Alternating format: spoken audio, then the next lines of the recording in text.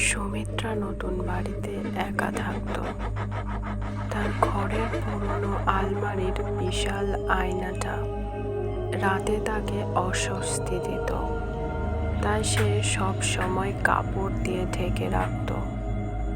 এক রাতে আচমকা ঠান্ডা স্পর্শে তার ঘুম ভাঙল। শরীর নড়ছিল না, কিন্তু সে অনুভব করল কেউ যেন ধীরে ধীরে আয়নার উপরের কাপড়টা সরাচ্ছে। চোখ খুলতেই সে দেখল আয়নার কাঁচ কাঁপছে, আর তখনই আয়নার ভেতর থেকে তার নিজেরই এক বিকৃত হিংস্র হাসির মুখ তাকিয়ে আছে। সেই ছায়াটা ফিসফিস করে বলল, আজ থেকে এই ঘরটা আমার। পরের দিন সকালে সুমিত্রাকে আর পাওয়া গেল না।